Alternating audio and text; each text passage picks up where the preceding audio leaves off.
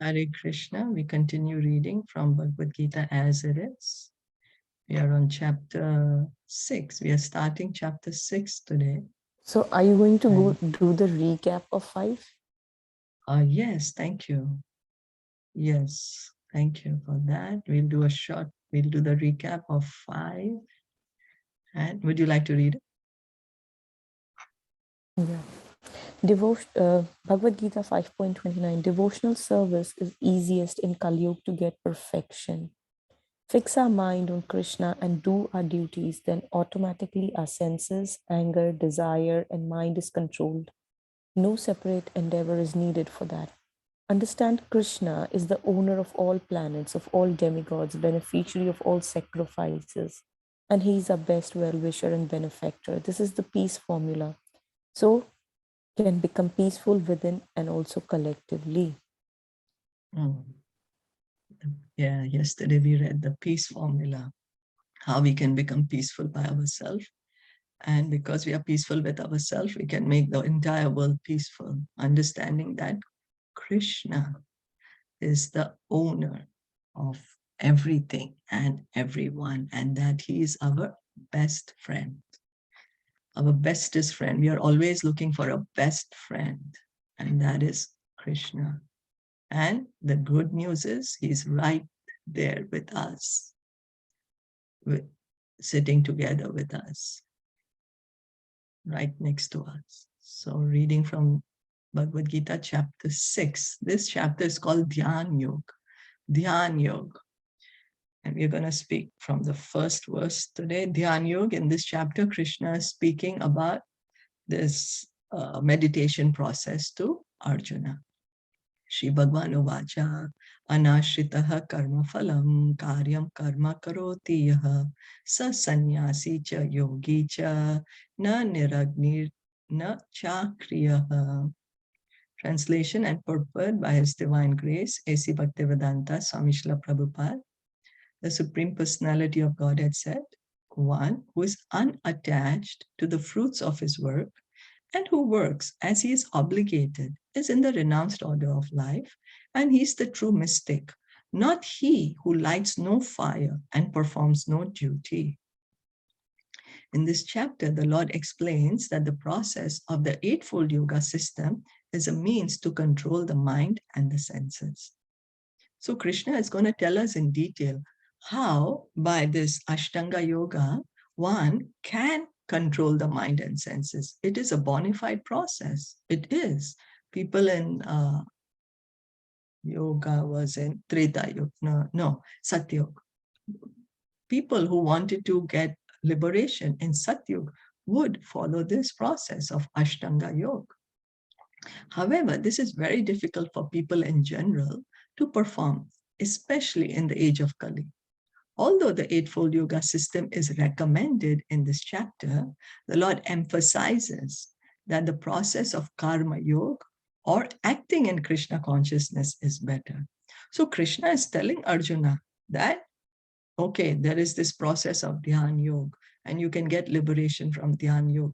But Krishna at the same time is telling Arjuna, you know something? Karma Yoga is better for you, or Karma Yoga is better for everyone. Krishna is giving this instruction of Bhagavad Gita is not for only a particular group of people. Bhagavad Gita is not sectarian.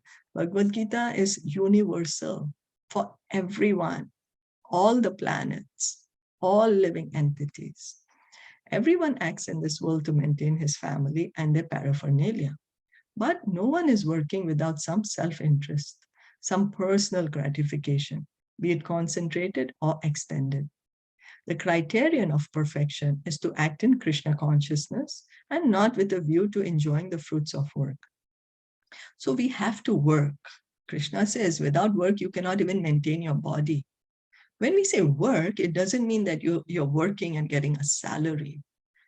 You know, that's not the only work, that you go to a job or you do a business and that's work. No, work means anything, everything that we are engaging our senses in. Walking, walking, touching something. This is all activity. This is all work that we are doing. Huh? When we are hearing, we are talking, we are doing something. It could be something for pleasure, not that we are going to make money about it, but that is working. That is working. That is activity. So we have to keep on doing some activity or the other in this world, but we don't know how to act. We are all acting, thinking, I'm the body, and so I will try to make this body as comfortable as possible. And everyone connected to this body is mine. So I'm going to make them as comfortable as possible. Now, Krishna consciousness. Krishna consciousness, the perfection of karma yoga is to act in such a way that not that I want to enjoy the fruits of my work, that I'm doing something because I want to enjoy this. No, to act in Krishna consciousness is the duty of every living entity. Why? Yeah, I see. To act in Krishna consciousness is the duty of every living entity. So it doesn't mean that only particular living entities on one planet. No, living entities universally, everywhere, not only in the material world, even in the spiritual world, everyone, we are all living entities. Why? Because we are all constitutionally parts and parcels of the Supreme.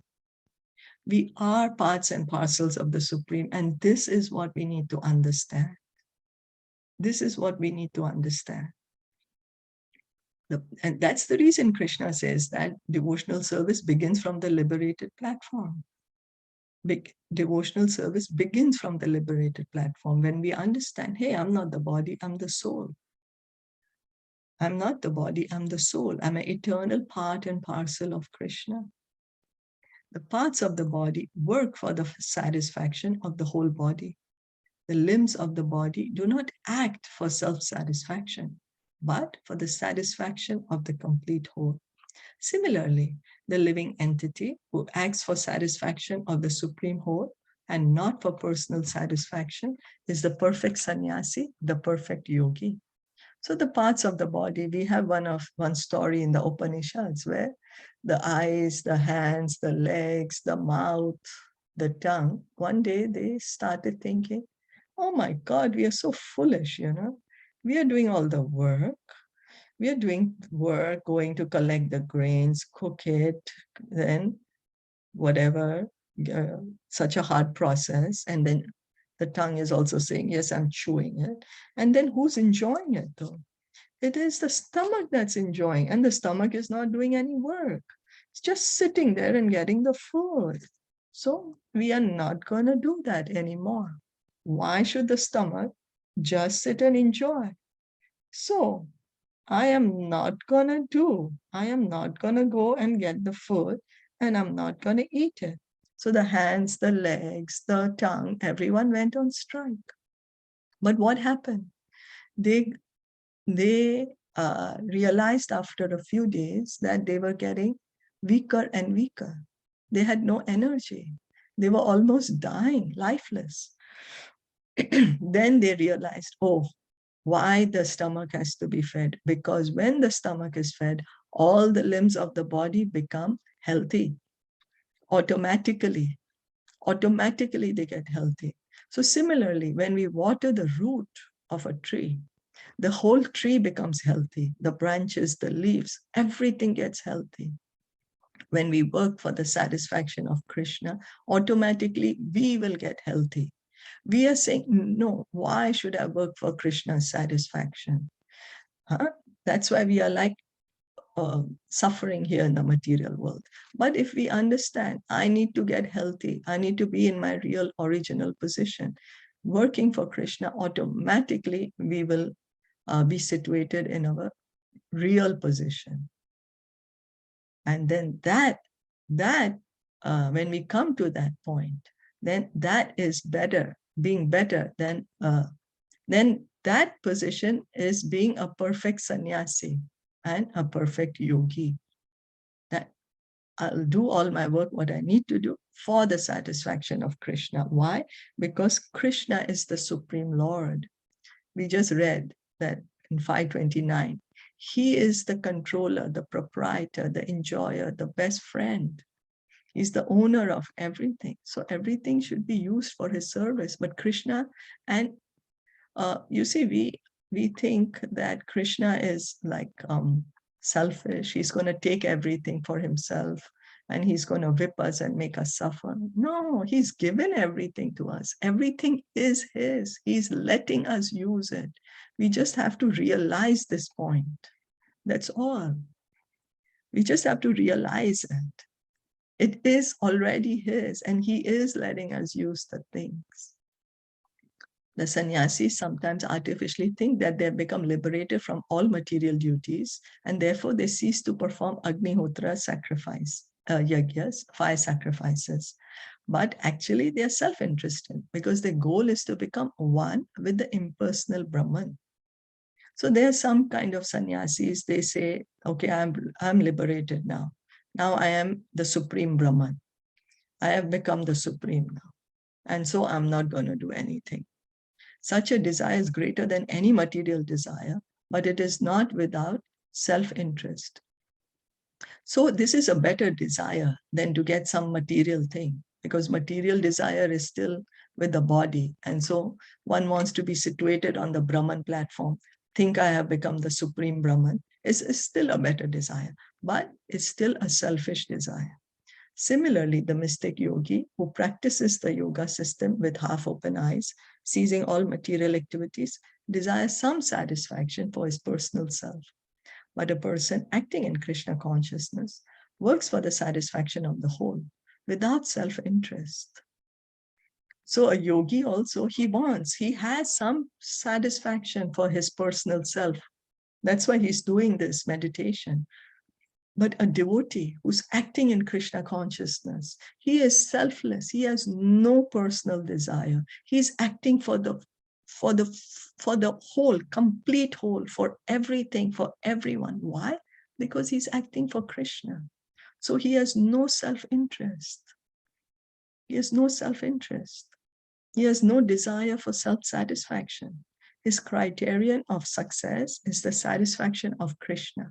And thus he is the perfect sannyasi or perfect yogi. So why is he acting? That Krishna may be satisfied, that Krishna may be pleased. And in that way, he is the perfect sannyasi. He is the perfect yogi.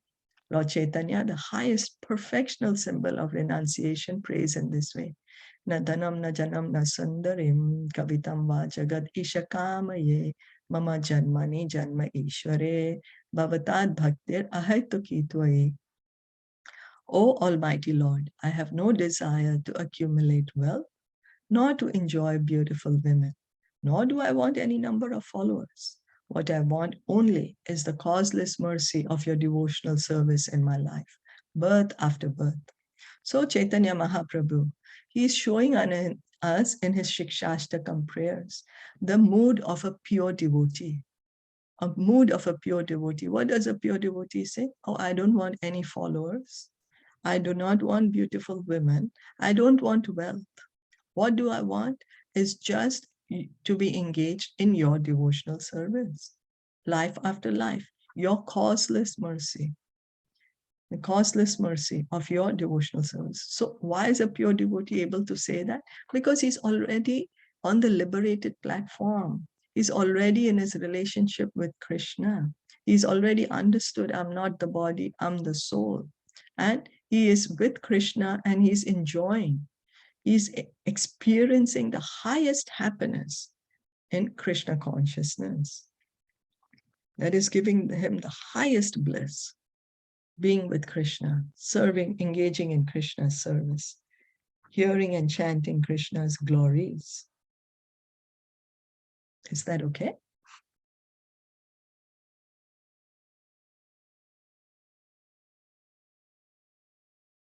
So you can do a short recap of this.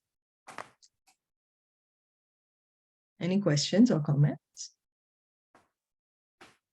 No. No? Just one question. I don't know where it was here or previously, that Chaitanya Mahaprabhu is the Lord himself, right? He's not the incarnation. Yes. He's not the Vishnu Tattva, right?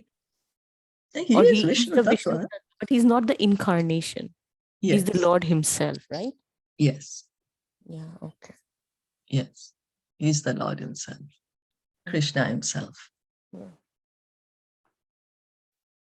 Yes, that it was in the previous one. Yeah, I think it was in the, yeah. Okay.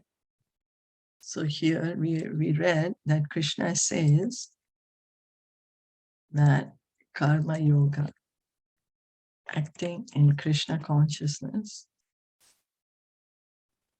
is perfect, is being a perfect sannyasi, a perfect yogi. Yeah, and it is the duty of all the living entities because we are part and parcel of Krishna. Acting in Krishna consciousness is the duty That's of right. all living entities because we are part and parcel of. Yes. Is the duty of all living entities, because we are all parts and parcels of Krishna. Yes, thank you. This, nicely said, is the duty. It's the duty of all living entities. So, should we stop here for today? Yeah. Thank you so much for listening in and joining it. Srimad Bhagavad Gita ki jai, Srila Prabhupada ki jai, Gaur Bhakta Vrinda ki jai. Hare Krishna.